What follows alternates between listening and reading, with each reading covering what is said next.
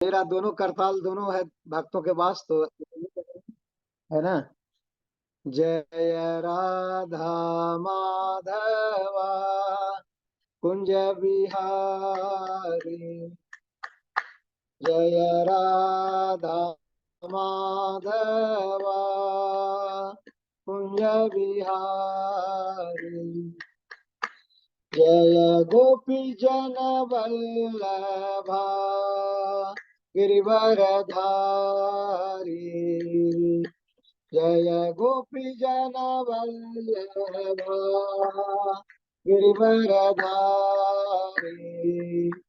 यशोदानंदन व्रज जनरंजन, यशोदानंदन व्रज जनरंजन, यमुना तीर वनचारी, यमुना तीर वनचारी, जय राधा माधवा कुंज बिहारी,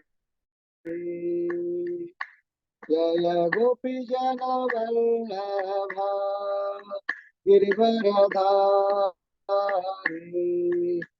यशोदानंदन व्रज जनरंजन, यमुना तीर वनचारी, जय राधा माधवा कुंज बिहारी, जय श्री कृष्ण चैतन्य प्रभु नित्यानंद,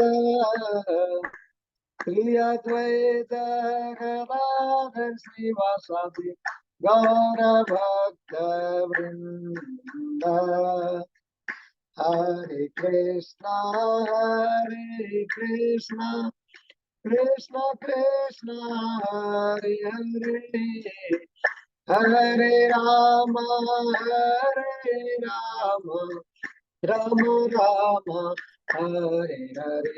हरे, हरे कृष्णा कृष्ण कृष्ण हरे हरे, हरे राम राम राम हरे हरे, हरे कृष्णा कृष्ण कृष्ण हरे हरे, हरे राम राम राम हरे हरे, हरे कृष्णा कृष्ण कृष्ण हरे हरे, हरे राम राम राम हरे हरे, जय राधा श्याम सुंदर राधा श्याम सुंदर राधे, राधा वरेश्वर राधा वरेश्वर राधे, जय राधा माधव राधे, जय कृष्ण बलराम कृष्ण बलराम, जय जगन्नाथ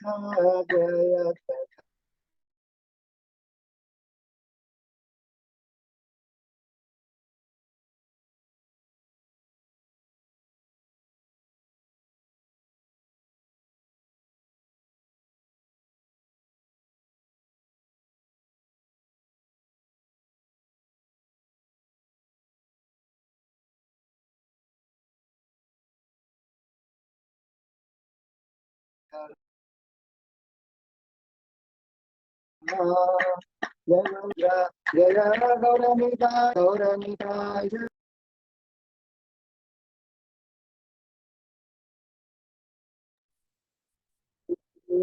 जय जय गुरुदेव गुरुदेव,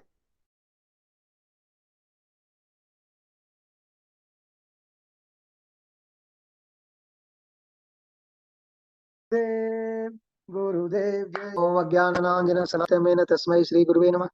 नमो विष्णुपादाय कृष्णप्रेष्ठाय भूतले श्रीमते जय पताका स्वामिनिति नामिने, नमः आचार्य पादाय निताय कृपा प्रदायिने गौर कथा दामदाय नगर ग्राम तारिणे, नमो विष्णुपादाय कृष्णप्रेष्ठाय भूतले श्रीमते भक्ति वेदांत स्वामिनिति नामिने। नमस्ते सारस्वते देवे गौरवाणी प्रचारिणे निर्विशेष शून्यवादी पाश्चात्य देश तारिणे वाञ्छाकल्पतरुभ्यश्च कृपा सिन्धुभ्यैव च पतितानां पावनेभ्यो वैष्णवेभ्यो नमो नमः। जय श्री कृष्ण चैतन्य प्रभु नित्यानंद श्री अद्वैत गदाधर श्रीवासादि और भक्त वृंद। हरे कृष्णा कृष्णा कृष्णा हरे हरे, हरे राम राम राम हरे हरे। हरे कृष्णा। तो यहाँ पे उपस्थित सभी भक्तों को मेरा दंडवत प्रणाम। आज हम लोग भागवतम सेकेंड कैंटो और अध्याय 8 श्लोक संख्या 10 से आगे पे चर्चा करेंगे। एक्चुअली हमारे जो क्लास जो शेड्यूल था हिज ग्रेस दीन पावन मुरारी दास प्रभु को शेड्यूल था, लेकिन उनकी स्वास्थ्य ठीक नहीं थी, इसलिए उन्होंने सेवा हमें ट्रांसफर कर दी। तो हम श्रीमद् भागवतम का अध्ययन करेंगे आगे। सबसे पहले भगवान का ध्यान करेंगे। ओम नमो भगवते वासुदेवाय। ओम नमो भगवते वासुदेवाय। ओम नमो भगवते वासुदेवाय। नारायणं नमस्कृत्य नरं चैव नरोत्तमं देवीं सरस्वतीं व्यासं ततो जयमुदीरये। नष्टप्रायेषु भद्रेषु नित्यं भागवत सेवया भगवती उत्तमश्लोके भक्तिर्भवति नैष्ठिकी। कृष्णाय वासुदेवाय देवकी नंदनाय च नन्दगोपकुमाराय गोविन्दाय नमो नमः। गोविन्दाय नमो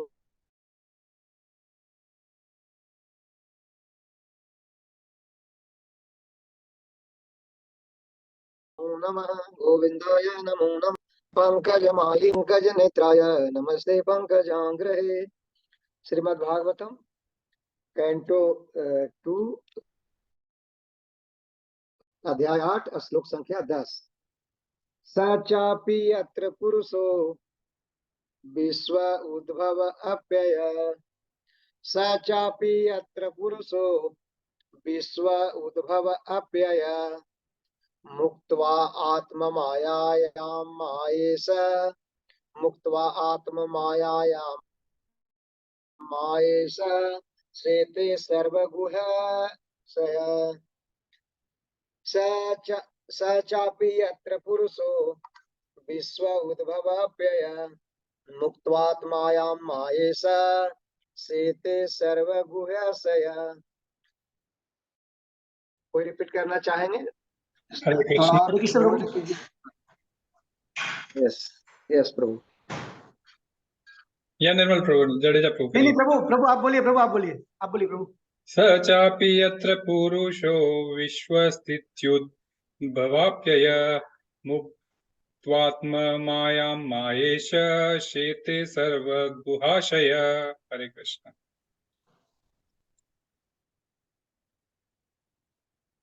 हरे कृष्णा।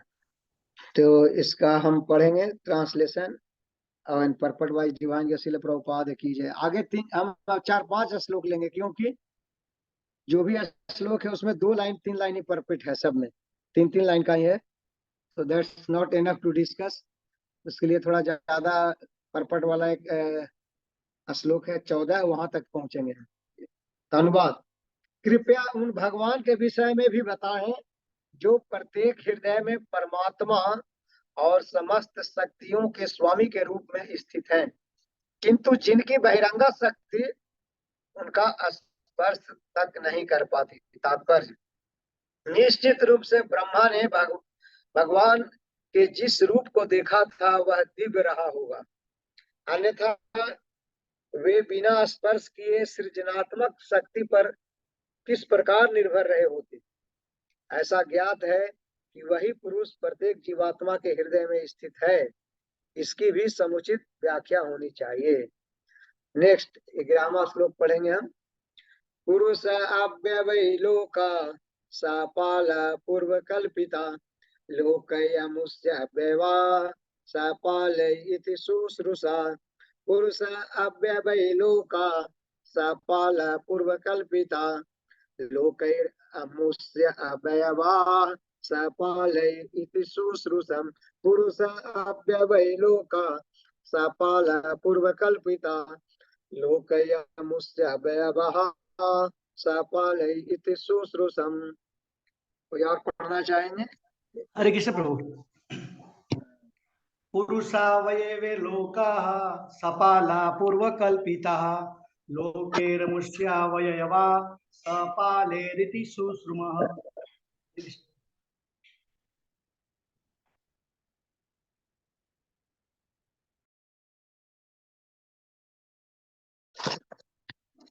हरे वेदांत स्वामी की जवाब, इसमें परपट नहीं है, सिर्फ अनुवाद है।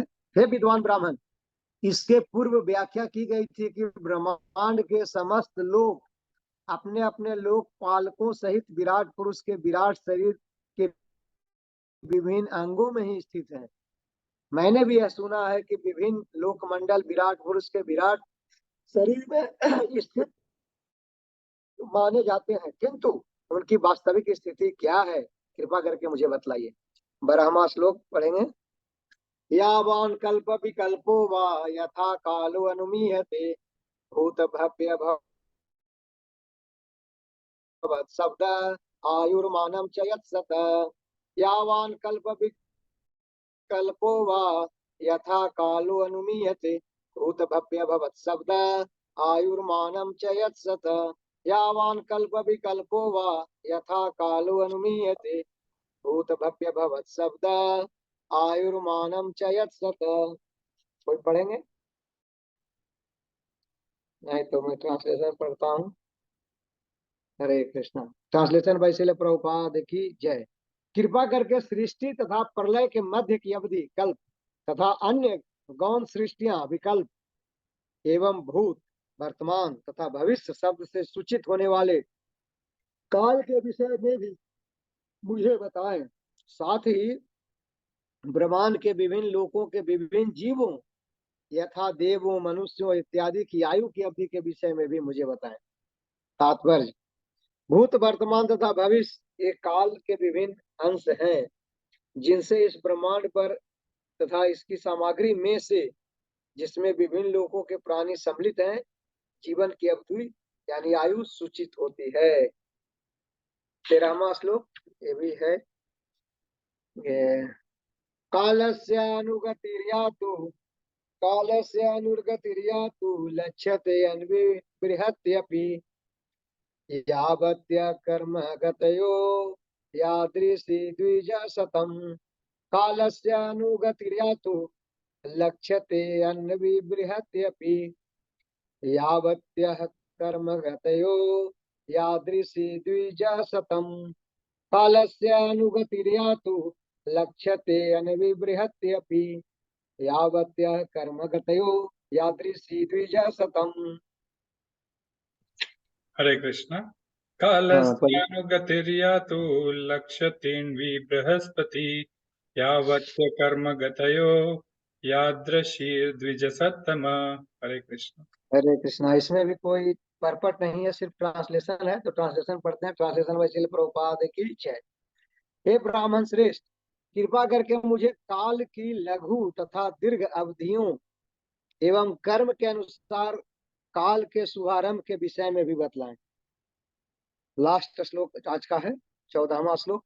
यस्मिन् कर्म समावायो यथा येन उपगृह्यते गुणानां गुणिनां चैव परिणामम् अभीप्सताम् यस्मिन् कर्म समावायो यथा येन उपगृह्यते गुणानां गुणिनां चैव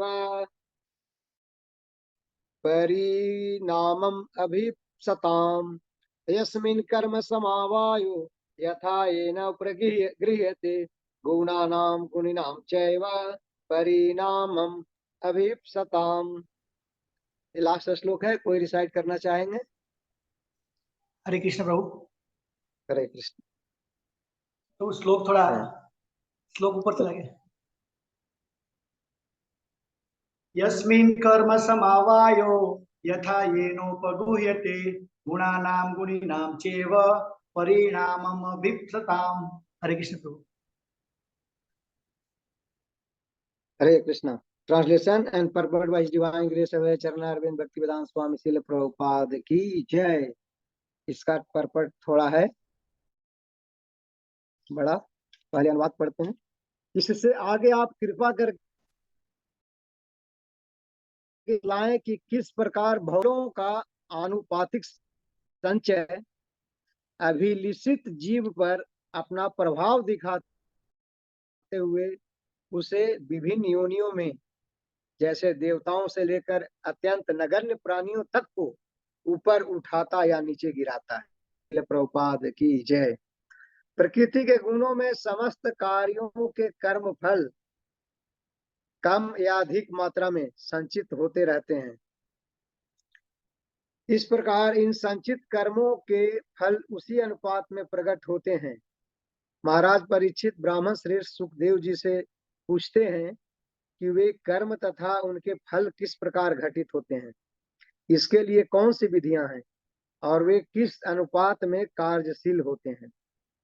उच्च लोक जिन्हें स्वर्ग के देवों का धाम कहते हैं, अंतरिक्ष यान के बल पर नहीं, जैसे कि अब अनुभवहीन वैज्ञानिकों द्वारा कल्पना की जाती है, अपितु सात्विक कर्मों से प्राप्त किए जाते हैं। जिस लोक में हम अब रह रहे हैं उसमें भी जिस देश के लोग समृद्ध हैं उसके भीतर विदेशियों का प्रवेश प्रतिबंधित है। उदाहरणार्थ, अमेरिकी सरकार ने कम समृद्ध देशों से आने वाले विदेशियों के प्रवेश में अनेक प्रतिबंध लगा रखे हैं। इसका कारण यह है कि अमेरिकी जैसे किसी विदेशी के साथ अपनी संपन्नता में साझेदार नहीं बनना चाहते। हरे कृष्णा। डबल आवाज आ रहा है, कृपया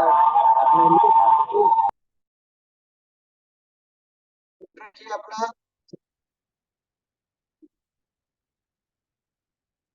हरे कृष्णा। तो प्रभुपाद कह रहे हैं कि अमेरिकी सरकार ने क्रमबद्ध कम समृद्ध देशों से आने वाले विदेशियों के प्रवेश में अनेक प्रतिबंध लगा रखे हैं। इसका कारण यह है कि अमेरिकी ऐसे किसी विदेशी के साथ अपनी संपन्नता में नहीं बनाना चाहते, जो उन लोगों में। हरे कृष्णा। बीच में डिस्कनेक्शन हो गया, लगता है इंटरनेट का वाइब्रेशन हुआ। हरे कृष्णा। ठीक है, तो मैं पढ़ रहा था जिसमें प्रभुपाद बता रहे हैं कि यही मनोवृत्ति इन लोगों में पाई जाती है जहाँ के निवासी अधिक बुद्धिमान हैं। उच्च लोगों का रहन सहन सतोगुणी है, अतः जो भी चंद्र सूर्य तथा शुक्र जैसे उच्चतर लोकों में प्रवेश करना चाहता है उसे सतोगुणी कर्मों द्वारा पूर्णतया योग्य होना चाहिए। महाराज परीक्षित के प्रश्न सतोगुणी कर्मों के अनुरूप इस प्राणी ब्रह्मांड के उच्चतम लोकों में जाने के योग्य हो सकता है। जिस लोक में हम रह रहे हैं उसमें भी जब तक कोई उत्तम कर्म नहीं करता तब तक उसे समाज में अच्छा स्थान प्राप्त नहीं होता। कोई व्यक्ति उच्च न्यायालय के न्यायमूर्ति की कुर्सी पर बल प्रयोग से तब तक नहीं बैठ सकता जब तक वह उस पद के लिए योग्य ना हो। इसी प्रकार जब तक इस जीवन में उत्तम कर्म नहीं किए जाते तब तक उच्चतर लोकों में प्रविष्ट नहीं हुआ जा सकता।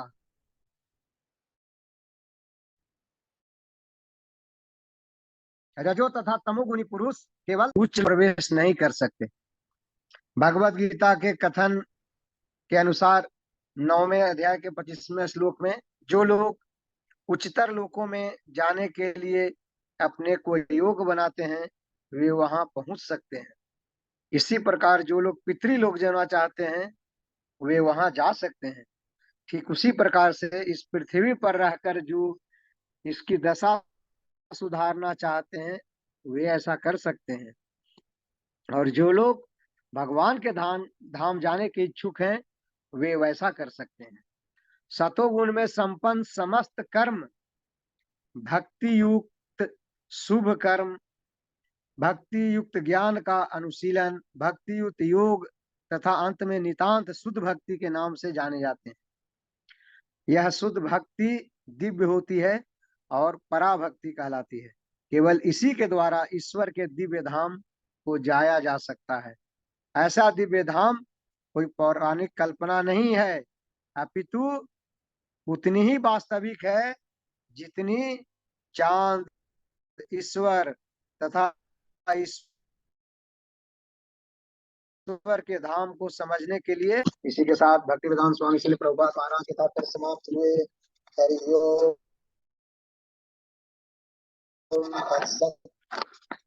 ओम अज्ञानतिमिरान्धस्य ज्ञानाञ्जनशलाकया चक्षुरुन्मिलितं येन तस्मै श्रीगुरुवे नमः।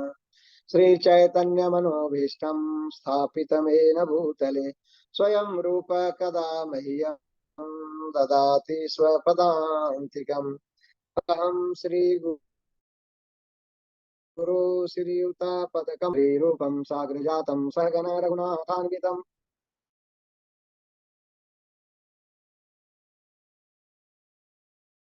सजीवं साद्वैतं कृष्णं श्रीराधा कृष्ण पादान् सहगण ललिता श्रीविशाखान्वितांश्च। हे कृष्णा करुणा सिंधु दीनबंधु जगत्पते गोपेशा गोपिका कांता राधा कांत नमोस्तुते। तप्त कांचन गौरांगी राधे वृंदावनेश्वरी वृषभानुसुते देवी प्रणमामि हरि प्रिये। वाञ्छादेव च पतितानां पावनेभ्यो वैष्णवेभ्यो नमो नमः। जय श्री कृष्ण चैतन्य प्रभु नित्यानंद श्री अद्वैत गदाधर श्रीवासादि गौर भक्त वृंद। हरे कृष्णा कृष्णा कृष्णा हरे हरे, हरे राम राम राम हरे हरे। मूकं करोति वाचालं पंगुं लंघयते गिरिं यत्कृपातमहं वन्दे श्रीगुरुदीनतारिणं परमानन्दमाधवं श्रीचैतन्यईश्वरं। हरि ओम तत्सत्। हरे कृष्णा। एक बार फिर से साप्ताहिक भगवत गीता सत्संग। आपका वॉइस घड़ी घड़ी ब्रेक हो रहा है प्रभु, शायद आपका इंटरनेट बहुत कमजोर है आज।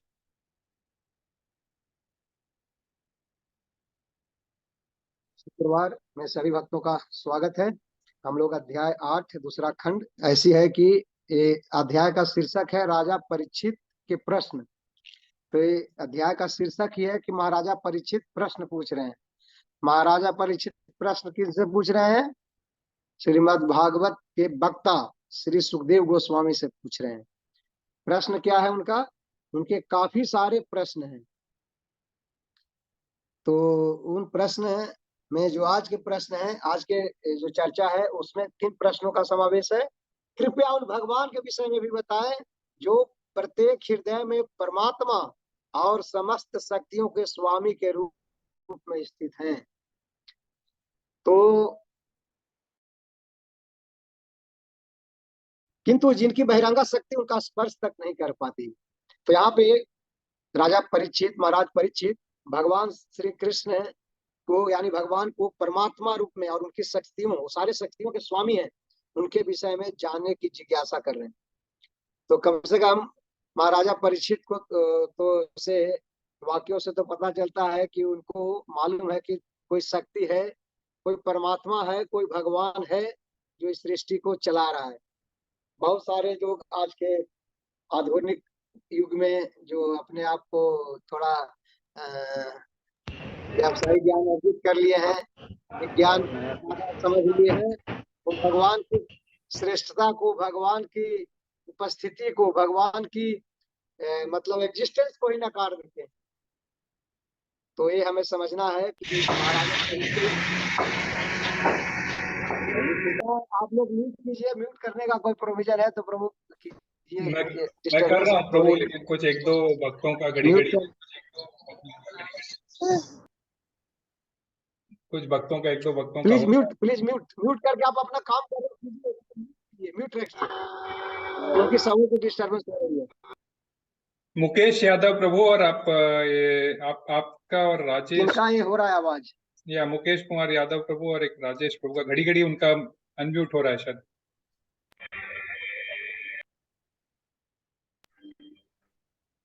हरे कृष्णा। तो आप लोग का नाम लिया गया, आप कृपया म्यूट म्यूट रखिए अपना। हरे कृष्ण। तो महाराजा परीक्षित भगवान परमात्मा के बारे में जानना चाह रहे हैं कि परमात्मा के रूप में भगवान हर हृदय में मौजूद है। कोई पूछे, हम सबसे पूछता है जो अज्ञानी है, क्या भगवान भी है? कोई भगवान है? God is exist, God exist, भगवान है। इसका क्या प्रमाण है? भगवत गीता में भगवान ने 2-3 जगह बोले हैं, ये ईश्वर सर्वभूतानां हृदय देशे अर्जुन तिष्ठति भ्रामयान सर्व, ईश्वर सर्वभूतानां हृदय देशे अर्जुन तिष्ठति भ्रामयान सर्वभूतानि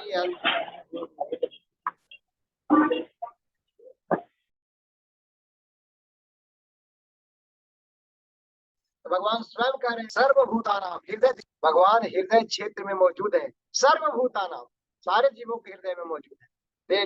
ये नोटिफाई करता है, बताता है कि भगवान की उपस्थिति हर जीव के अंदर है।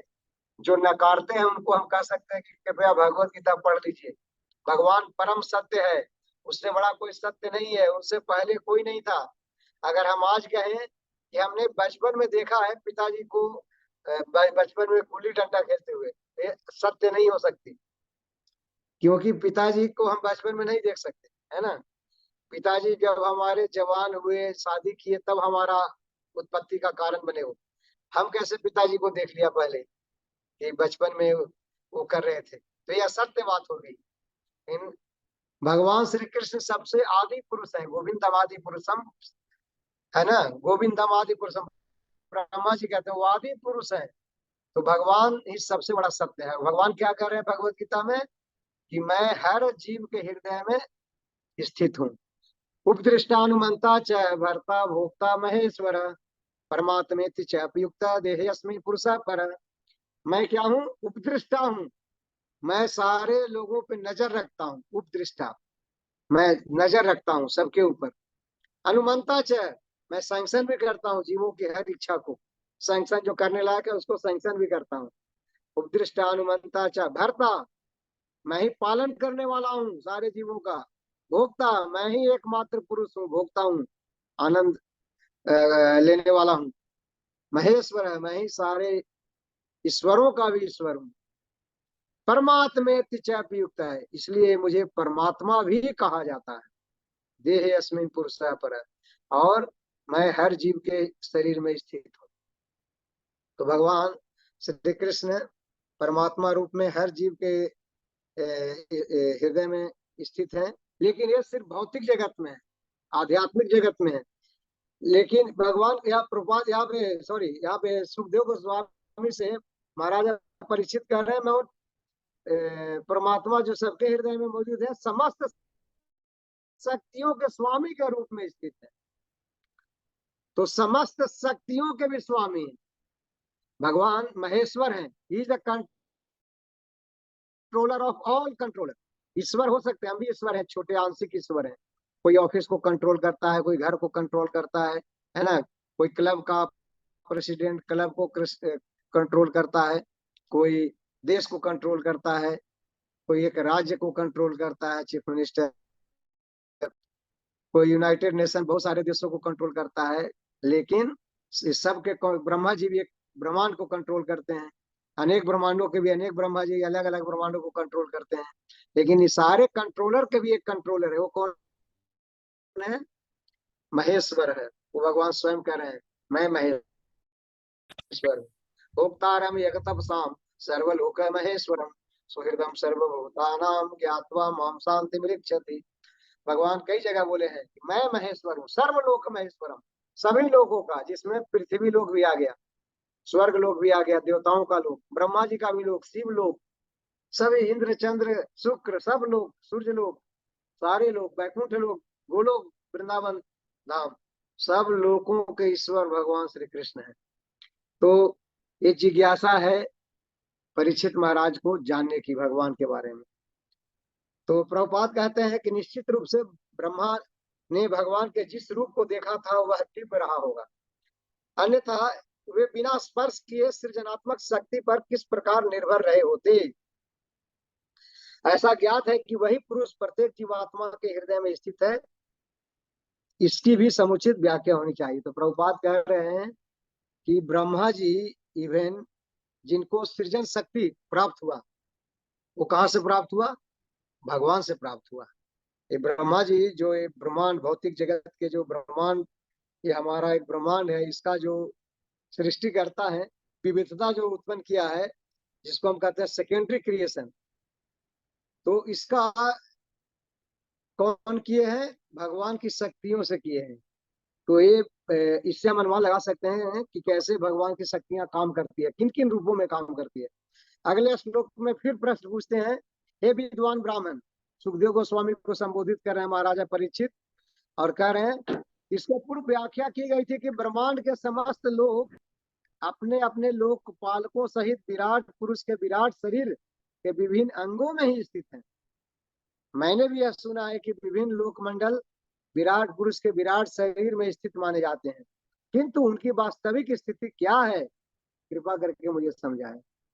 तो उनकी जिज्ञासा और क्या है? एक तो परमात्मा के रूप में जानने की जिज्ञासा है, दूसरा इस भौतिक जगत की पूरी सृष्टि के बारे में जानने की जिज्ञासा है। ये भौतिक जगत को विराट पुरुष का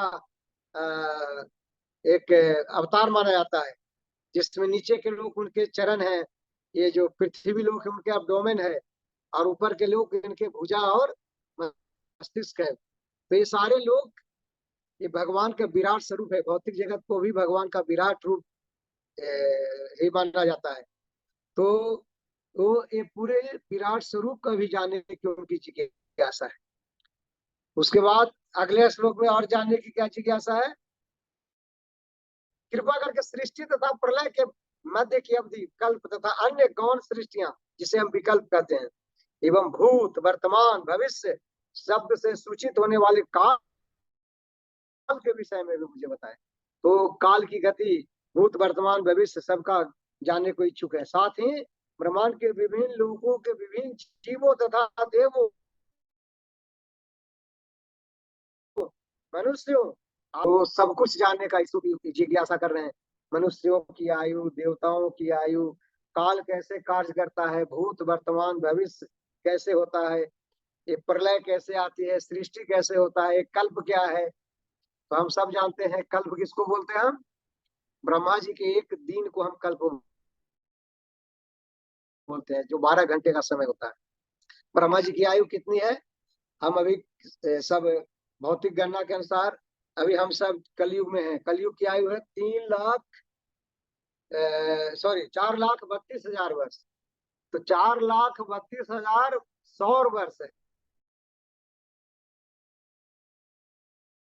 सौर वर्ष जो हम है। तो 4,32,000 वर्ष की एक कलयुग को अगर डबल करें तो 8,64,000 वर्ष की द्वापर की आयु हुई, और 4,32,000 वर्ष की कलयुग की आयु को अगर ट्रिपल करेंगे तो 12,96,000 वर्ष वो सतयुग त्रेता की आयु है।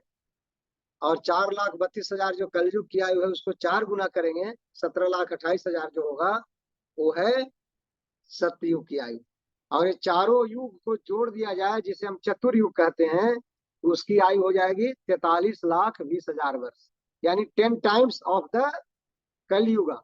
4,32,000 वर्ष का हमारा कलयुग है, उसको 10 से मल्टीप्लाई कर दें तो एक चतुर्युग हो जाएगा, 43,20,000 वर्ष। तो एक चतुर्युग जो 43,20,000 वर्ष का है, अगर ये 1000 टाइम्स रोटेट हो जाए, 1000 बार चतुर्युग बीत जाए, यानी 43,20,000 वर्ष का चतुर्युग 1,000 बार बीत जाए तो ब्रह्मा जी को आयु 12 घंटे बीतती है, जिसे हम कल्प कहते हैं। तो ये 12 घंटे को कल्प कहा जाता है। उसी को डबल करेंगे तो उनकी रात और दिन होगी, उसको हम 30 से मल्टीप्लाई करेंगे तो महीना होगा, उसको हम 12 से मल्टीप्लाई करेंगे तो उनकी 1 वर्ष आयु होगी, और उसकी हम 100 से मल्टीप्लाई करेंगे तो ब्रह्मा जी की 100 वर्ष की आयु होगी। तो ऐसे कल्प की भी चर्चा कर रहे हैं। और इस कल्प के साथ अन्य इसमें बहुत सारी सृष्टियां हैं, इसमें भी प्रलय होता है, सृष्टि होता है। तो हम सब जानते हैं कि ब्रह्मा जी की जब 12 घंटे बीत जाती है, यानी एक कल्प जब हो जाता है, तो ब्रह्मा जी शयन को जाते हैं। तो उसमें नीचे के सारे लोग एवं स्वर्ग लोक तक, ऊपर के पृथ्वी लोक के साथ साथ स्वर्ग लोक तक का जो लोक है उसका भी एनिहिलेशन हो जाता है जब ब्रह्मा जी का 12 घंटे शयन में जाते हैं। और जब ब्रह्मा जी की पूर्ण आयु हो जाती है तो ब्रह्मा जी भी शयन में चले जाते हैं सारे जीवों के साथ वहां भगवान के पास। तो इसलिए ये सृष्टियां कैसे उत्पत्ति होती है, कैसे इसका प्रलय होता है, ये भी जानने की जिज्ञासा कर रहे हैं। आगे 13वें श्लोक में पूछते हैं, हे ब्राह्मण श्रेष्ठ, कृपा करके मुझे काल की लघु तथा दीर्घ अवधियों एवं कर्म के अनुसार काल के शुभ आरंभ के विषय में भी बतलाएं। तो कैसे काल एक प्रभाव डालता है और कैसे हमारे कर्म हमारे ऊपर प्रभाव डालते हैं कर्म के अनुसार, इसके बारे में जिज्ञासा। इसमें प्रभुपाद कुछ नहीं परपट लिखे हैं। तो लास्ट श्लोक जिसमें काफी सारे परपट प्रभुपाद लिखे हैं, वो लास्ट श्लोक में हम चर्चा करेंगे। लास्ट श्लोक में उनकी जिज्ञासा क्या है महाराज परीक्षित का, हे ब्राह्मण श्रेष्ठ, वो कह रहे हैं इसके आगे आप कृपा करके बतला कि किस प्रकार भौतिक प्रकृति के विभिन्न गुणों से उत्पन्न आनुपातिक संचय पर अपना प्रभाव दिखाते हुए उसे विचित्र योनियों में देवताओं से लेकर अत्यंत नगण्य प्राणियों तक को ऊपर उठाता तथा नीचे गिराता है। तो इनका जो ये प्रश्न है ये आगे भी चलता रहेगा। काफी सारे प्रश्न पूछे हैं, लेकिन जो आज का इस श्लोक में मुख्य प्रश्न है कि कैसे कर्म फलों का प्रभाव हमारे ऊपर पड़ता है। तो ये बहुत जानना जरूरी है। कैसे हम अपने फलों के हिसाब से कोई स्वर्ग लोक को जाते हैं, कोई निम्न लोक को जाते हैं, कोई इसी लोक को रह जाते हैं। ये सब हमारे कर्मों के ऊपर निर्भर है। ऐसा नहीं है कि हम अपनी इच्छा से चाहें तो स्वर्ग चले जाएं और गोलोक धाम चले जाएं और वैकुंठ धाम चले जाएं, ये संभव नहीं है।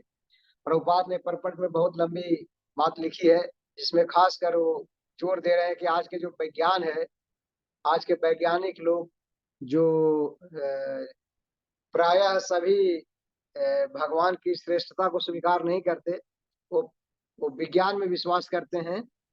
और उनका मानना है कि वो अपने विज्ञान से अपने यानी यंत्र के द्वारा एक लोक से दूसरे लोक की यात्रा कर सकते हैं। वो सोचते हैं कि हम चंद्र लोक में चले जाएंगे, सूर्य लोक में चले जाएंगे, मंगल ग्रह पे चले जाएंगे, ऐसी तरह दूसरे लोक में चले जाएंगे। ये पॉसिबल नहीं है, शास्त्र इसकी पुष्टि नहीं करता। प्रभुपाद ने इसका स्पष्टता कंडेम किया है, खंडन किया है, ये संभव नहीं है। अरे हम अमेरिका में नहीं जा सकते, कोई बहरीन नहीं आ सकता बिना यहाँ के इजाजत के, गवर्नमेंट के इजाजत के, बिना वीजा के। और उस दूसरे लोक में कहां से जा सकते? इसी पृथ्वी लोक में लोग एक लोक से दूसरे लोक में नहीं जा सकते, एक देश से एक देश से दूसरे देश में नहीं जा सकते। और दूसरे लोक की बात तो छोड़ ही दिया जाए, एक देश से दूसरे देश में भी जाने की एक व्यवस्था है, एक विधि है, एक योग्यता होनी चाहिए। आज हम सब बहरीन में आए हैं तो हम वर्क वीजा लेके आए हैं, हमारी योग्यता के हिसाब से हमारे स्पॉन्सर ने हमें गवर्नमेंट से परमिशन लेके हमें वीजा दिया है, गवर्नमेंट ने सैंक्शन किया है उनके आग्रह के ऊपर। किस व्यक्ति को स्वीकृति दी जाए इस देश में प्रवेश के लिए, ताकि ये आके मेरे लिए कार्य कर सके। इवन एक बिना स्पॉन्सर के, बिना इस गवर्नमेंट की अनुमति के, इवन स्पॉन्सर चाहे भी सबको लाना तो नहीं ला सकता, उसके लिए भी गवर्नमेंट की अनुमति जरूरी है। वो भी चेक करते हैं कि क्या यह व्यक्ति उन्माद फैलाने वाला तो नहीं है, क्रिमिनल तो नहीं है, ट्रैक रिकॉर्ड देखते हैं, वेरिफिकेशन, पुलिस वेरिफिकेशन देखा जाता है ना, सब कुछ देखा जाता है, हेल्थ इशू भी देखा जाता है। तो बहुत सारे कारण हैं, ऐसा ही कोई नहीं आ जाता। तो प्रभुपाद कह रहे हैं यह मूर्खों वाली बात है, निपट मूर्ख ही ऐसा सोच सकते हैं कि वो यंत्र से एक लोग से दूसरे लोग चले जाएंगे, ऐसा संभव नहीं है। यह सिर्फ कर्म के आधार पे होता है। कर्म, हम अपने विभिन्न गुणों के आधार पे जो भी कर्म करते हैं, उन गुणों में किए गए कर्मों के कर्म फल के आधार पर ही हमारे आगे का जीवन निर्धारण होता है।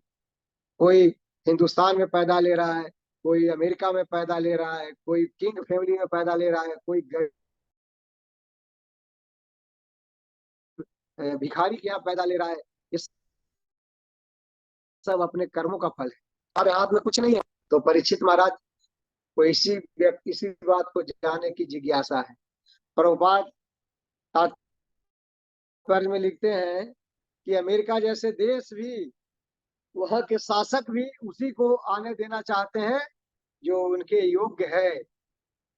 प्रभुपाद का मैं परपट पढ़ता हूँ और उसी से मैं फिर समझने का हम सब प्रयास करेंगे कि इवन इन दिस फॉर्म, ये जो हमें भगवान ने कृपा करके हमें जो ह्यूमन फॉर्म दिया है, ये भी हमारे कुछ कर्म रहे होंगे।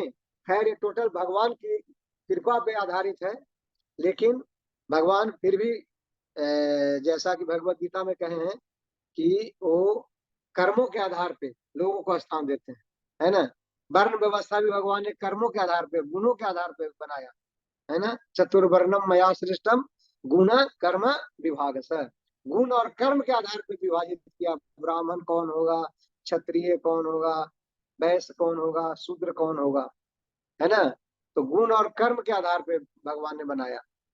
तो ये सब कर्म के आधार पर निर्धारित है। तो प्रभुपाद करते हैं कि प्रकृति के गुणों में समस्त कार्यों के कर्म फल कम या अधिक मात्रा में संचित होते रहते हैं। तो हम जो भी कार्य जीवन में करते हैं, छोटा से छोटा या बड़ा से बड़ा, हर एक कार्य का एक कर्म फल मिलता है, और एक कर्म फल कम या अधिक रूप में संचय होते हैं। एक कर्म फल हमें भोगना ही पड़ता है। जैसा हम कर्म करेंगे, एक कहावत भी है, जैसा कर्म करोगे वैसा फल देगा भगवान। यह है गीता का ज्ञान, है ना, बचपन से गाते आ रहे हैं। भगवान ने कहा जैसा कर्म करोगे वैसा फल मिलेगा। तो ये हमारे कर्म जो विभिन्न गुणों के आधार पर किए गए हैं, उसका एक कर्म फल है, और वही कर्म फल हमें आगे का जीवन निर्धारण करते हैं कि हम सुखी जीवन बिताएंगे, दुखी जीवन बिताएंगे, ऊपर के लोक में जाएंगे, नीचे के लोक में जाएंगे, मनुष्य शरीर में जाएंगे, देवता शरीर में जाएंगे, पशु योनि में जाएंगे, वृक्ष योनि में जाएंगे। ये सब हमारे कर्मों के ऊपर निर्धारण है। नल कुबेर और मणिग्रीव की कथा हम सब जानते हैं। एंजॉय कर रहे थे, स्वर्ग का भोग कर रहे थे। कुबेर के बेटे थे जो वैभव ऐश्वर्य से पूरा भरा था कुबेर का खजाना, और उनके बेटे के कर्म की त्रुटियां के कारण उन्हें वृक्ष योनि प्राप्त हुई। तो सीधे स्वर्ग से कहा, देवता शरीर से सीधा वृक्ष शरीर को, मनुष्य शरीर भी नहीं। तो एक कर्म फल से हमें निर्धारण करता है। तो प्रभुपाद वही चीज बता रहे हैं, कम या अधिक मात्रा में जो हमारे फल वो संचित होते रहते हैं, और इस प्रकार इन संचित कर्मों के फल उसी अनुपात में प्रकट होते हैं। तो महाराजा परीक्षित जो है सुखदेव जी से पूछ रहे हैं कि ये कर्म तथा उनके फल किस प्रकार घटित होते हैं, ये कैसे कार्य करता है, ये कर्म और उसका फल, इसके लिए कौन सी विधियां हैं और किस अनुपात में कार्यशील होते हैं, यही प्रश्न है महाराजा परीक्षित का। तो प्रभुपाद कहते हैं उच्च लोग, जिसको हम स्वर्ग या देवताओं का धाम कहते हैं, अंतरिक्ष यान के बल पर कोई यान से हम नहीं जा सकते वहां। जैसा कि अनुभवहीन, प्रभुपाद लिखे हैं, जैसे कि अब अनुभवहीन वैज्ञानिकों द्वारा कल्पना की जाती है। तो आज का अनुभवहीन वैज्ञानिक, अनएक्सपीरियंस साइंटिस्ट कहते हैं वो चांद पे जाके बसेंगे, है ना, मंगल पे बसेंगे। It's not possible. Heavenly planet चले जाएंगे। कुछ लोग बोलते हैं आदमी की मृत्यु ही नहीं होगी, अमर बना देंगे सबको, ऐसा यंत्र बनाया जा रहा है। रावण भी सोचा था कि स्वर्ग तक सीढ़ी पूरे सबको कंट्रोल करता था वो, तीनों लोग पे उसका कंट्रोल था, एक समय था, है ना। तो वो भी चाहता था कि हम अपने जीवन में 3 कार्य करें। वो चाहता था कि स्वर्ग तक सीढ़ी लगा दें, कि सब लोग ऐसा ही स्वर्ग चला जाए सीढ़िया पे चढ़ के, बिना योग्यता के, बिना कर्म, अच्छे कर्म किए बिना, बिना पुण्य अर्जित किए बिना, क्योंकि वो पुण्य आत्माओं का लोक है। वहां सिर्फ पुण्य आत्माएं ही जा सकती है, जिनके पुण्य अर्जित है वही जा सकते हैं। यहाँ 5 स्टार होटल में कौन जा सकता है? जिसने दिनार अधिक संचय कर लिया है, जिसके पॉकेट में दिनार है, उसको एंट्री यहाँ के 5 स्टार में भी नहीं मिलेगी। उसके लिए भी योग्यता चाहिए, पॉकेट में दिनार चाहिए। पॉकेट में दिनार नहीं है तो 5 स्टार यहाँ भी लाइफ एंजॉय नहीं कर सकते। तो हर चीज के लिए योग्यता होती है। तो रावण भी चाहता था स्वर्ग तक सीढ़ी लगा देंगे, लेकिन हो सका नहीं हुआ। उसी तरह वो चाहता था कि सबको, इस पूरा समुद्र का जो खारा पानी है उसको मीठा बना दिया जाए, वो भी संभव नहीं हो सका, ये संभव नहीं था। वो सोचता था कि सबको मृत्यु पे विजय प्राप्त हो जाए, ये भी संभव नहीं हो सका। तो हम एक पपेट हैं, भगवान के हाथ में एक पपेट है, लेकिन हम एक सूक्ष्म जीव, इतना बड़ा बड़ा बात करते हैं, इतनी बड़ी बड़ी सोच रखते हैं, लेकिन हमारी योग्यता कुछ नहीं है।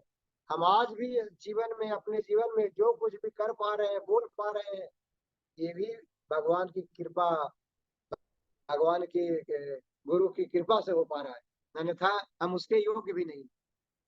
तो प्रभुपाद कह रहे हैं कि अनुभवहीन वैज्ञानिक ही सिर्फ कल्पना करते हैं, अपितु सात्विक कर्मों से प्राप्त किए जाते हैं।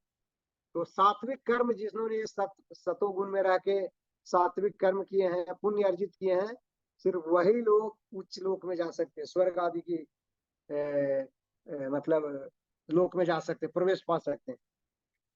प्रभुपाद आगे सेम कह रहे हैं, जो हम जिसकी हमने चर्चा की, जिस लोक में हम अब सब रह रहे हैं, उसमें भी जिस देश से लोग समृद्ध हैं, उसके भीतर विदेशियों का प्रवेश प्रतिबंधित है। तो विदेश के लोग यहाँ भी नहीं आ सकते, अमेरिका भी नहीं आ सकते। प्रभुपाद उसकी चर्चा कर रहे हैं। उदाहरणार्थ अमेरिकी सरकार ने कम समृद्ध देशों से आने वाले विदेशियों के प्रवेश में अनेक प्रतिबंध लगा रखे हैं। इसका कारण यह है कि अमेरिकी ऐसे किसी भी आना चाहते जो अमेरिका का नागरिक बनने के योग्य नहीं है। तो सोचिए, अमेरिका जैसा देश जो इस पृथ्वी पे है, वो भी संपन्न देश, हमको साझेदार बनाना नहीं चाहते। तो स्वर्ग के लोग वहां कैसे हमको साझेदार बना देंगे? और ब्रह्म लोग, ऊपर के लोग में हमें कैसे एंट्री मिल जाएगी? क्योंकि हम उसके योग्य ही नहीं है। हम 5 स्टार जाने के योग्य नहीं है अगर हमारे पॉकेट में दिनार नहीं है तो, है ना। तो सबके लिए योग्यता चाहिए। तो प्रभुपाद कह रहे हैं, इन्होंने कटाक्ष किया है कि आज के जो विज्ञान कहता है कि ये मानव यंत्र जो बना रहे हैं, अलग अलग यान बना रहे हैं अंतरिक्ष में जाने का, उसके बल पे दूसरे लोक में प्रवेश कर जाएंगे, ये नितांत झूठ बात है, ये कभी सच नहीं हो सकता। और उन्होंने उदाहरण भी दिया है कि अमेरिका में तो हम जा ही नहीं सकते बिना योग्यता का, वहां कैसे चले जाएंगे? रावण भी सोचा था, हुआ क्या? नहीं हुआ। आगे प्रभुपाद कहते यही मनोवृत्ति उन लोगों में पाई जाती है जहाँ के निवासी अधिक बुद्धिमान है। उच्च लोगों की बात कर रहे हैं प्रभुपाद, कि यही मनोवृत्ति उनके अंदर भी, वो भी प्रवेश नहीं देंगे। और ऐसा उदाहरण है, विश्वामित्र जी चाहते थे जाना ऊपर, लेकिन उनको एंट्री नहीं मिला, उनको वापस बैरन भेज दिया गया उसी डायरेक्शन में, रिटर्न बैक। तो कोई नहीं जा सकता। उच्च लोगों का रहन सहन सतोगुनी आता है। जो भी चंद्र, सूर्य तथा शुक्र जैसे उच्चतर लोकों में प्रवेश करना चाहता है, उसे सतोगुनी कर्मों द्वारा पूर्णतया योग्य होना चाहिए। प्रभुपाद ने कंक्लूजन निकाल दिया कि उच्च लोक में जाना चाहते हैं तो सतोगुनी कर्म कीजिए, पूर्णतया योग्य होना चाहिए। तो प्रभुपाद ने तो बोल दिया सतोगुण में हमें कर्म करना चाहिए। और हम सब भक्ति कर रहे हैं भगवान श्री कृष्ण की, और भगवान ने भी एश्योरेंस दिया है, भगवान ने भी एश्योरेंस दिया है कि स्वर्ग का भोग करेगा। अर्जुन प्रश्न पूछते हैं भगवान के भक्त के बारे में, अयति श्रद्धया उपेतो योगा चलति मानस अप्राप्यम योगम संसिधिम काम गतिम कृष्ण गच्छति। अगर भगवान आपकी आप में श्रद्धा है, लोगों का, जीवों का श्रद्धा है आपके अंदर, लेकिन अयति श्रद्धा ऊपे, तो वह श्रद्धा खत्म हो गई। अब आपकी भक्ति नहीं कर रहा, श्रद्धा था, आपकी भक्ति शुरू किया, आपकी भक्ति किया, लेकिन श्रद्धा विहीन हो गया, श्रद्धा खत्म हो गई, अब आपकी भक्ति करना छोड़ दिया। ऐति श्रद्धा ऊपे तो योगा चलती मानस है, आपके योग से, आपके खत्म हो गया, आपसे जुड़ा हुआ था वो संबंध से हट गया। योगा चलती मानस है, अप्राप्यम योगम संसिद्धि, आपको प्राप्त नहीं किया, आपसे नहीं जुड़ पाया।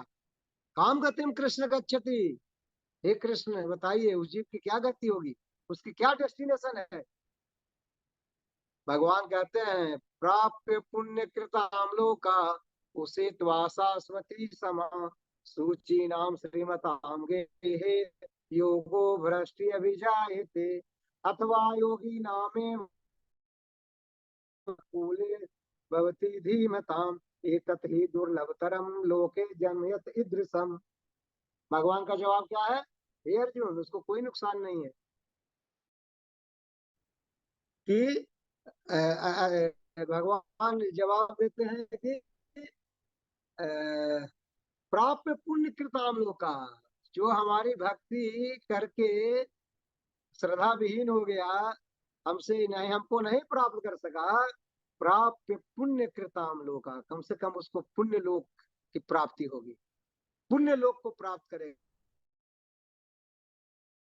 स्वर्ग की प्राप्ति करेगा, जिस स्वर्ग के लिए प्रायः सारे 99% लोग रात दिन भाग रहे हैं, कैसे स्वर्ग की प्राप्ति हो जाए। तो स्वर्ग की प्राप्ति वहां, क्योंकि भोगों का भंडार है, इस पृथ्वी लोक से 1000 गुना ज्यादा भोगों वहां उपलब्ध है।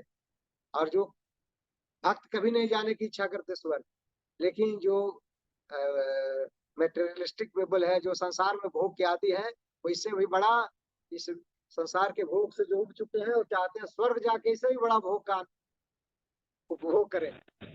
तो भगवान कहते हैं जो मेरा भक्त है, उसको जो मुझे नहीं प्राप्त कर सका, कम से कम स्वर्ग की प्राप्ति तो ऐसा ही हो जाएगी।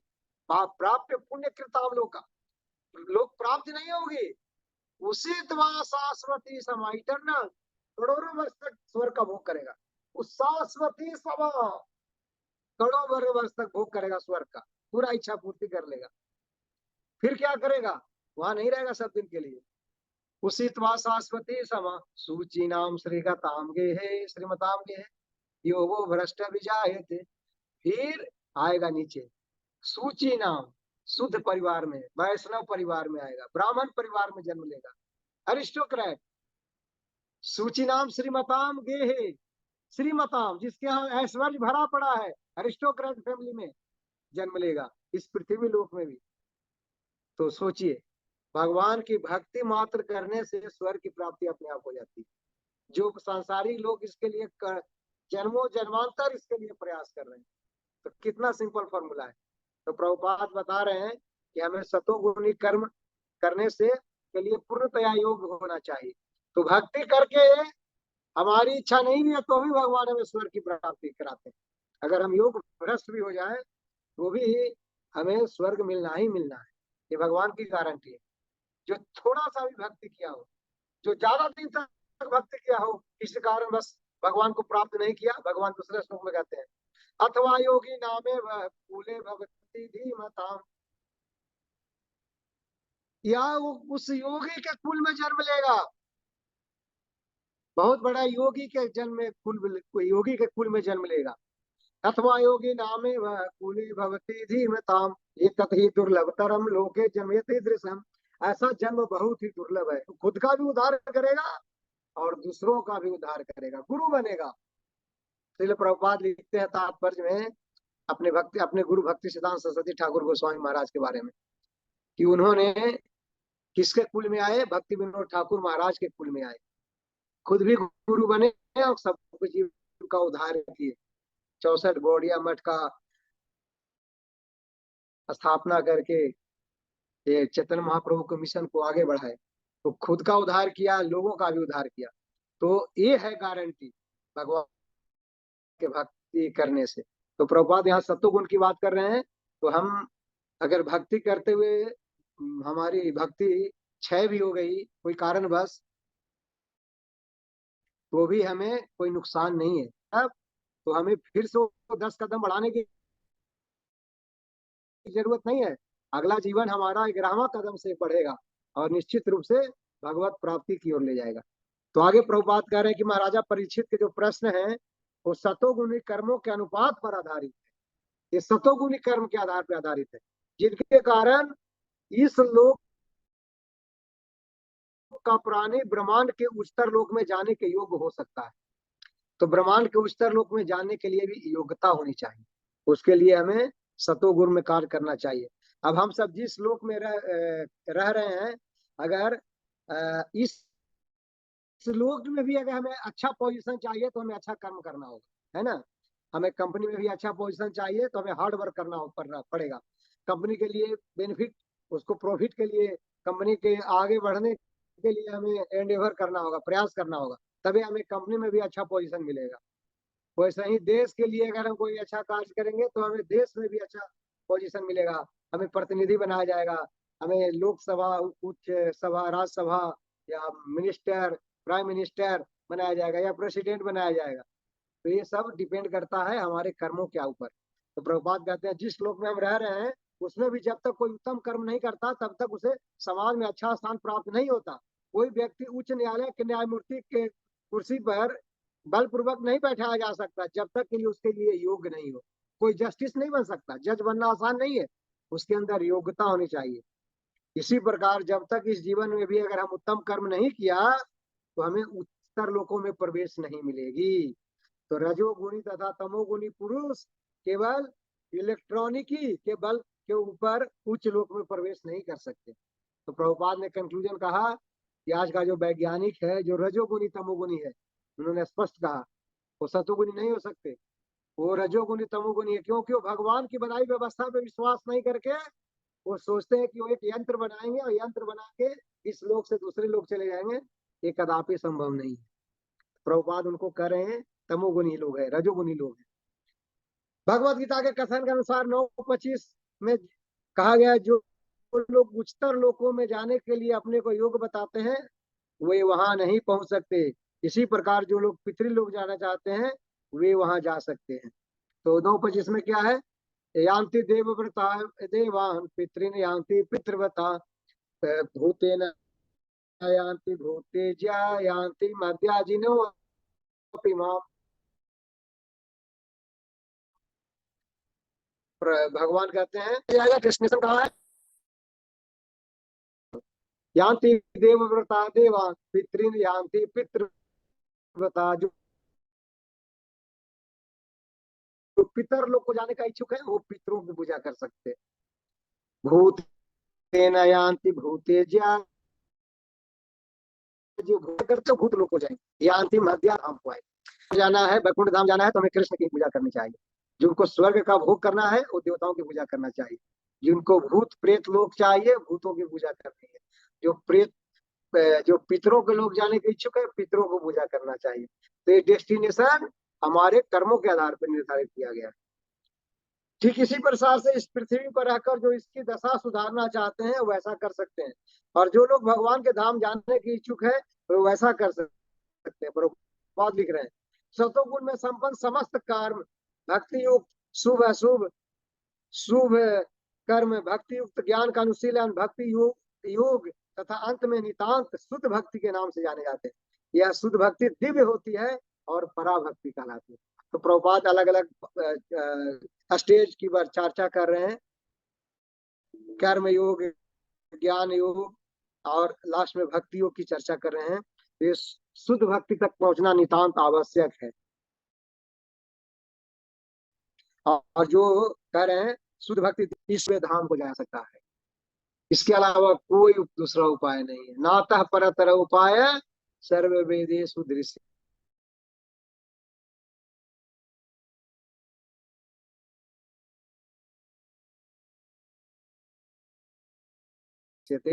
इसके अलावा कोई उपाय नहीं है। कौन सा, वही केवलम कलो नास्ते, सिर्फ हरि का नाम है, इसके अलावा कोई उपाय नहीं है कलमश दूर होने का। और क्या है, कहते हैं नातः परतर उपाय, इसके उपाय, इससे बड़ा कोई उपाय नहीं है। ये जो हरे कृष्ण महामंत्र का जो जप है, हरे इति षोडशक नाम का, इति षोडशक नाम कलौ कलमस नाशनम नातः परतर उपाय सर्व वेदेषु दृश्यते।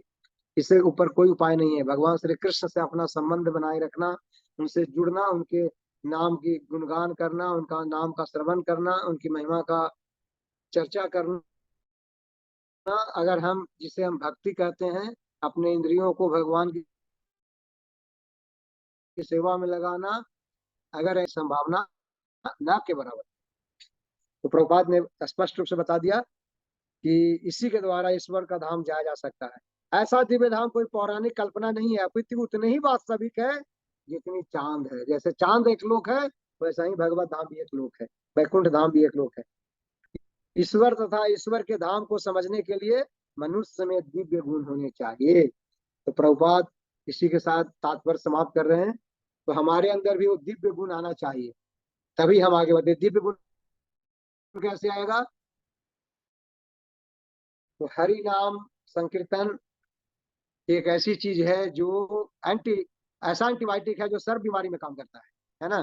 तो भव रोग है हमारे यहाँ, जो भी भोग वासना का रोग है, सबके ऊपर एक प्रभाव डालता है हरि नाम संकीर्तन। तो हमारे अंदर दिव्य गुण की वृद्धि कराएगा। हमारा अगर भगवान में और गुरु में आस्था है, श्रद्धा है, तो ये भी हमें ज्ञान का उदय करने का प्रयास करेंगे। और भगवान को जब हम समझने का प्रयास करेंगे, तो भगवान का ज्ञान होने मात्र से हमें भगवत धाम जाने के लिए हम योग्य हो जाते हैं।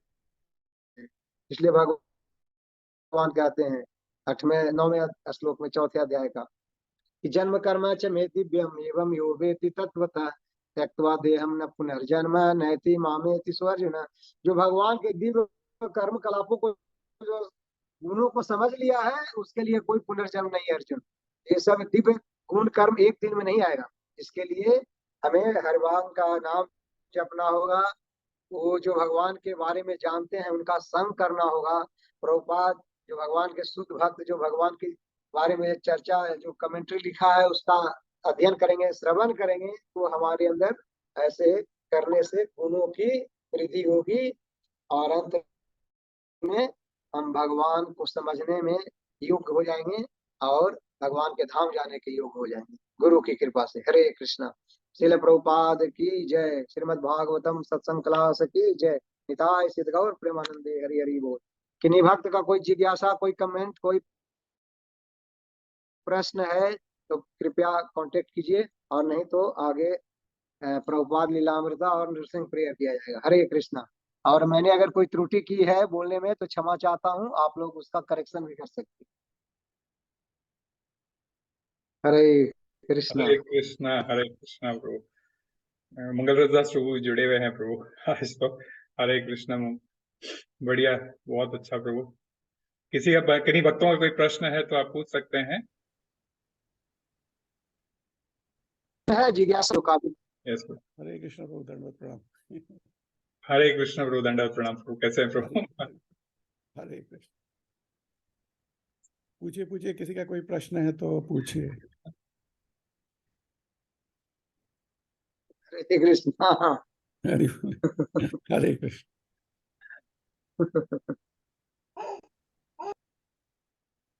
हरे बोल।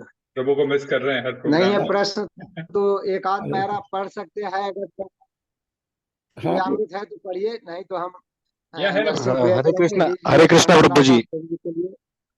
हाँ बोलिए। यस प्रभु, अजय प्रभु बोलिए। एक सवाल था, जैसे अभी आपने बोला कि नलकुबेर और मणिग्रीव ने वृक्ष योनि में जन्म लिया था, तो मतलब वृक्षों में और पौधों में भी जीव होता है। तो अभी अभी रिसेंटली बिल्कुल है। मैंने मतलब, जी प्रभु, वॉइस ब्रेक हो रहा था। हाँ प्रभु जी, मैं ये पूछ रहा था कि जैसे नलकुबेर और मणिग्रीव ने वृक्ष योनि में जन्म लिया, वैसे पौधों में भी जो जीव है वो, उसमें भी जीव होता है। तभी आपकी आवाज नहीं मिली प्रभु, कृपया फिर से रिपीट कीजिए। प्रभु जी मैं ये पूछ रहा था कि नल कुबेर और मणिग्रीव ने जैसे वृक्ष योनि में जन्म लिया था, तो वैसे ही जैसे पौधों में भी जो जीव होते हैं, तो अभी कुछ लोग ये बोलते हैं कि जैसे जो मीट ईटिंग करते हैं तो बोलते हैं कि भाई तुम लोग पौधों में पौधा खाते हो, मतलब फल फ्रूट और ये सब खाते हैं, और जीव जो लोग जीव खाते हैं तो उसमें दोनों में जीव है, तो फिर तुम भी पाप ही कर रहे हो। तो उस केस में हम क्या आर्ग्यूमेंट कर सकते हैं? शास्त्र उसकी अनुमति देता है, और एक जीव को हम जिनकी वो बात करते हैं उसको हम काटते हैं तो उसको तड़प होती है, वो रोता है, वो चिल्लाता है ना। और जीव जो पौधा है, वृक्ष क्या है, वो उनके अंदर वो मतलब चेतना नहीं है, जो चेतना है लेकिन सुसुप्त अवस्था में है, तो उनको पीड़ा नहीं होती। इवन गाय को अगर दूध दुहा जाए तो गाय तड़पने लगती है, वो भी तो गाय का ब्लड से ही बनता है दूध, लेकिन शास्त्र उसकी इजाजत देता है। तो उसी तरह वृक्षों का फल है, वृक्षों की सब्जियां हैं, तो उसको हम खा सकते हैं, शास्त्र इसकी अनुमति देता है, क्योंकि जीव ही जीव का भोजन है। लेकिन कौन किस जीव को खाएगा, इसकी भी शास्त्र ने निर्धारण किया है। आहस्तानि सहस्तानाम अपदानि चतुष्पदाम। ये जब नारद मुनि से मिले थे, नारद मुनि जब जब जब ये हस्तिनापुर में गए थे, विदुर जी 30 वर्ष के बाद, अब उनकी शिक्षा से जब प्रेरित होकर धृतराष्ट्र और गांधारी छोड़ के चले गए थे घर, तो जब देखे युधिष्ठिर महाराज की मेरे चाचा चाची चले गए, वो कैसे जिएंगे, कैसे खाएंगे, तो नारद मुनि बोले, अरे सब का पालन भगवान करता है, आप क्यों दुखी हो, आप क्यों चिंता कर रहे हो। सहस्तानि सहस्त्राणाम अपदानि चतुष्पदाम फल्गुनी तत्रुमताम जीवो जीवस्य जीवनम। जीव ही जीव का भोजन है, ये सबकी भगवान व्यवस्था करता है। अजगर करे न चाकरी, पंछी करे न काम, दास मलुका कह गए सबके दाता राम। तो सब भगवान व्यवस्था करते हैं, लेकिन हमारे लिए भी है जीव। कौन जीव है, हमें वही, हम पशु मार के नहीं खा सकते, ये हमारे लिए नहीं है, हम मांसाहारी जीव नहीं है। हम मनुष्य एक शाकाहारी प्राणी है, क्योंकि शाकाहारी प्राणी और मांसाहारी प्राणी में विविधता है कि शाकाहारी जितने भी मांसाहारी जितने भी पानी पीते हैं वो लीक करते हैं, जीभ से पीते हैं, जीभ से लीकिंग करते हैं, और जो घूट घूट के पानी पीते हैं वो शाकाहारी जीव है। तो हम घूट घूट के पानी पीते, इसलिए हमारे लिए मांस भोजन नहीं है। और अगर हम किसी जीव की हत्या करके मांस खाते हैं तो ये नियम का उल्लंघन है। हाँ, हम जीव खाते हैं, पौधों का फल खाते हैं, हमें वृक्षों का जड़ चाहिए, हमें उसका फल चाहिए, तना चाहिए, पत्ती चाहिए, तो वो हमारे लिए जो हमारे शास्त्रों में निर्धारित है। तो जीव उसके अंदर भी है, लेकिन वो शास्त्र द्वारा निर्धारित है, उसमें कोई गलत नहीं। अपनी पत्नी के साथ संबंध बनाना विधिवत शादी करके गैर नहीं है, शास्त्र की इजाजत देता है। लेकिन गलत स्त्री का अपने पत्नी के अलावा अगर किसी के साथ हम संबंध बनाते हैं तो गैर जिम्मेदाराना व्यवहार है, उसकी हमें संविधान भी सजा देती है। तो काम तो एक ही है, लेकिन हमें नियम और दायरे में विधिवत करनी है। तो जीव ही जीव का भोजन है, निश्चित रूप से सही बात है। तो हमें शास्त्र इजाजत देता है उसको खाने की, इसलिए उसमें कोई हार्म नहीं। Got it Prabhu ji, thank you. Hare Krishna. Hare Krishna. Hare Krishna. और कोई ठीक है प्रभु, मेरा बैटरी भी डाउन हो रहा है मोबाइल हाँ, से, मैं देख रहा हूँ आपका मोबाइल, आपका आज कनेक्शन भी बहुत ऊपर नीचे था, तो काफी जगह हम लोगों को आधा अधूरा फास्ट फॉरवर्ड मिला आपका तो वैसे मैं रिकॉर्डिंग शेयर करूंगा तब। तो हाँ, तो आगे कंक्लूड कीजिए, आगे जो भी है एक आध पैरा पढ़िए। यस हरे प्रभु, कृष्णा। आज श्रीला प्रभुपाद लीलामृत पढ़ते हैं। तो ये आज सत्यरूपदास गोस्वामी महाराज की जय, श्रीला प्रभुपाद लीलामृत की जय। तो आज हम नया अध्याय शुरू करने जा रहे हैं, अध्याय 15। आपकी सहायता करना संभव नहीं होगा, यह है अध्याय का शीर्षक। और अध्याय की शुरुआत होती है सुमति मुरारजी के पत्र से। क्या लिखते हैं वो, कि इस वृद्धावस्था में उनको एक पत्र लिखते हैं श्रीला प्रभुपाद। इस वृद्धावस्था में मैं न तो यहाँ सैर करने आया हूँ, न मेरा कोई व्यक्तिगत स्वार्थ है। समस्त मानव जाति के हित के लिए मैं कृष्ण चेतना को कार्यान्वित करने का प्रयत्न में लगा हूँ। यह सचमुच आपको सुखी बनाएगा, इसलिए भगवान कृष्ण के प्रत्येक भक्त का कर्तव्य है कि वह सभी तरह से मेरी सहायता करे। सुमति मुरारजी को लिखित एक पत्र में श्रील प्रभुपाद ने कहा था। नवंबर बीत गया और दिसंबर का आगमन हुआ और अपने प्रवेश पत्र की अवधि बढ़वाकर प्रभुपाद रुके रहे। अमेरिका इतना संपन्न लग रहा था, फिर भी कुछ चीजें ऐसी थी जिनको सहन करना कठिन था। अग्निशामक के इंजनों और पुलिस की गाड़ियों के भूपों और सीटियों से प्रभुपाद को लगता मानो उनके हृदय के टुकड़े टुकड़े हो जाएंगे।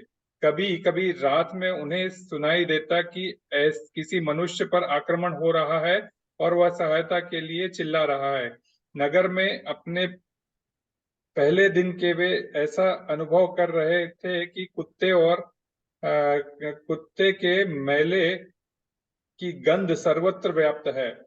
और यद्यपि वह इतना धनी नगर था, परंतु उन्हें खरीदने के लिए एक आम मिलना मुश्किल था, और यदि वह मिला भी जाता तो वह बहुत महंगा और प्राय बिना स्वाद का होता। अपने कमरे से उन्हें कभी कभी सागर के चलने वाले जहाजों का हॉर्न सुनाई देते और उन्हें सपना सा आता कि कभी वे अपनी संकीर्तन मंडली के साथ विश्व का भ्रमण करेंगे और सभी बड़े नगरों में प्रचार करेंगे।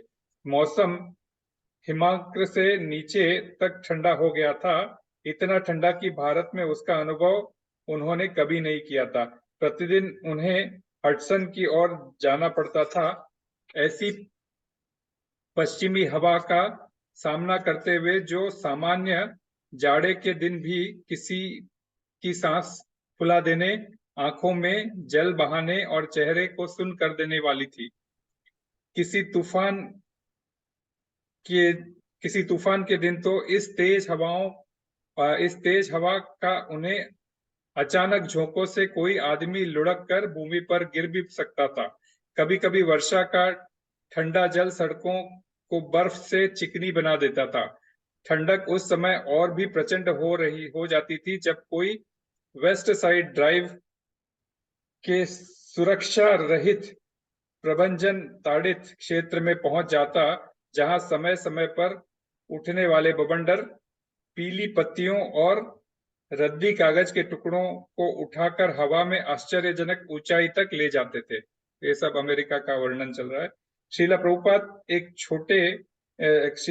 एक कोट पहनते थे जो डॉक्टर मिश्र ने उन्हें दिया था, किंतु ठंडी तूफानी हवा में पैदल चलने पर भी उन्हें अपनी धोती पहनना नहीं छोड़ा। रामकृष्ण मिशन के स्वामी निखिलानंद ने प्रभुपाद को परामर्श दिया था कि यदि वे पश्चिम में रहना चाहते हैं तो उन्हें पारंपरिक भारतीय वेशभूषा और कठोर शाकाहारीपन का परित्याग कर देना चाहिए। उन्होंने कहा कि मांसाहार और मद्यपान तथा पैंट और कोट धारण करना इस जलवायु में लगभग अनिवार्य साथ था।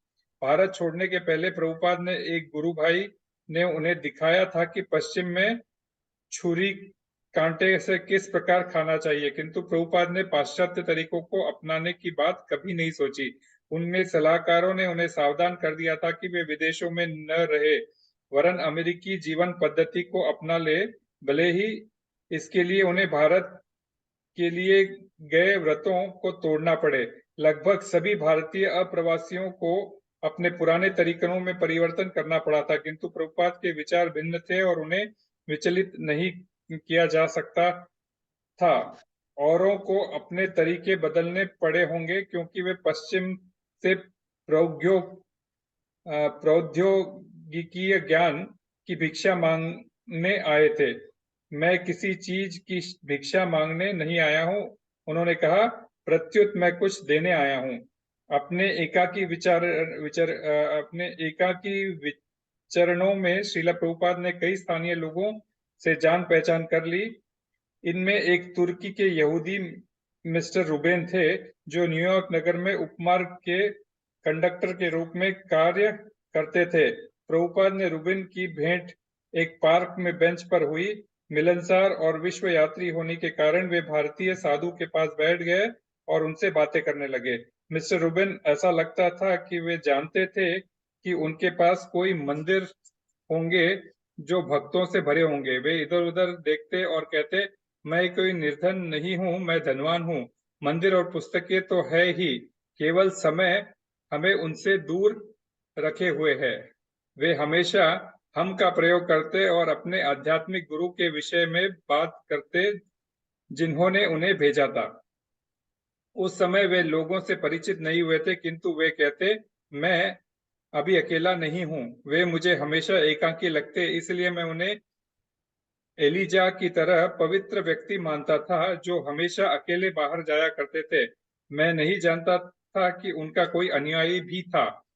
जब वर्षा न होती तो मौसम बहुत ठंडा न होता, तब प्रभुपाद बस के ग्रैंड सेंट्रल स्टेशन पहुंच जाते और वहां 42वीं स्ट्रीट में स्थित केंद्रीय पुस्तकालय में चले जाते। वहां अनेक श्रीमद् भागवत के खंड उपलब्ध थे।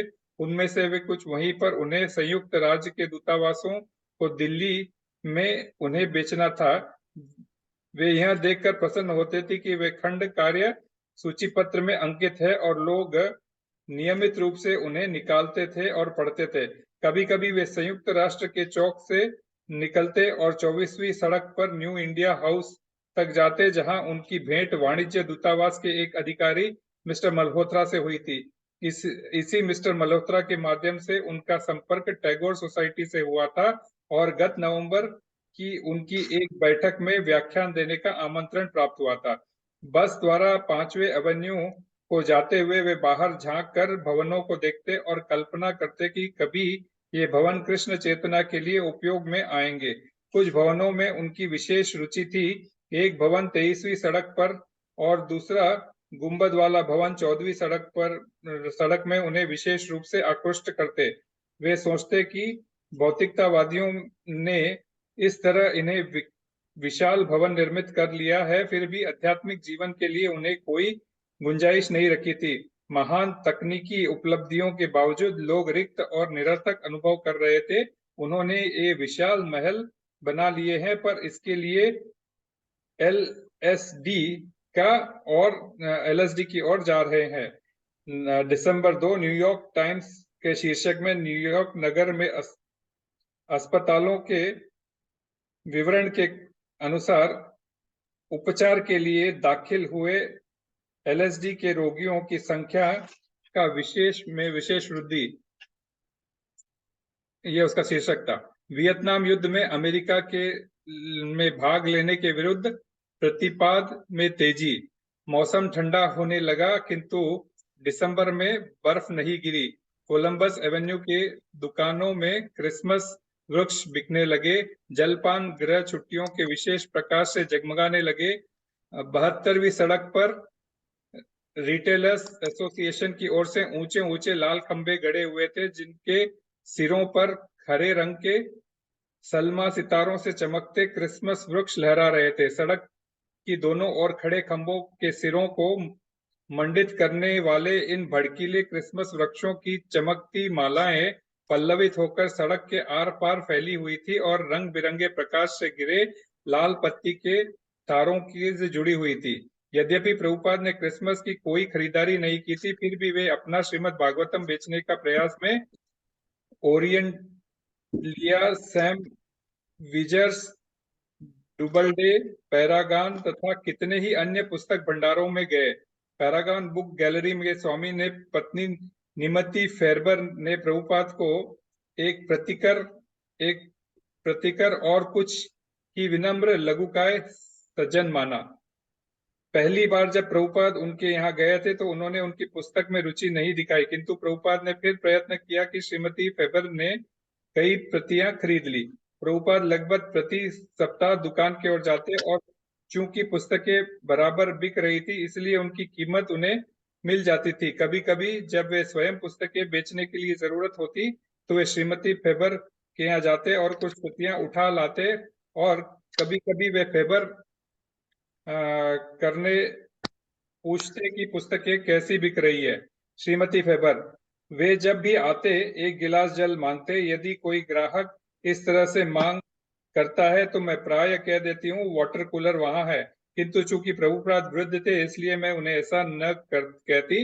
वे सदैव बहुत विनम्र और शालीन थे और बहुत बड़े विद्वान थे, इसीलिए वे जब भी मांगते थे मैं स्वयं उनके लिए एक गिलास जल लाती। एक बार प्रभुपाद श्रीमती फेरबर से भारतीय पाक विद्या के संबंध में बात कर रहे थे और वे बोली कि उन्हें समोसे बहुत पसंद थे। जब प्रभुपाद दूसरी बार उनके पास गए तो एक प्लेट समोसे ले गए और श्रीमती फेबर ने उन्हें बड़े स्वाद से खाया। श्रीला प्रभुपाद की जय। सत्स्वरूपदास गोस्वामी महाराज की जय। यहाँ हम रोकते हैं क्योंकि यहाँ पे ब्रेक है। हरे कृष्णा।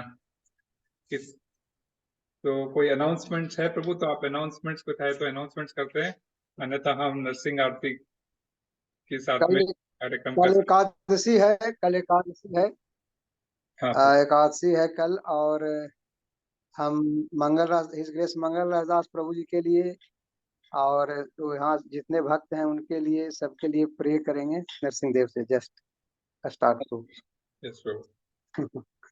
मंगल रसदास प्रभु जल्दी से ठीक हो जाए, हमारे बीच आ जाएं।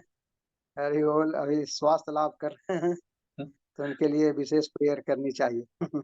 अरे तो Jadeja Prabhu Jadeja Prabhu. Please lead Narasimha prayer.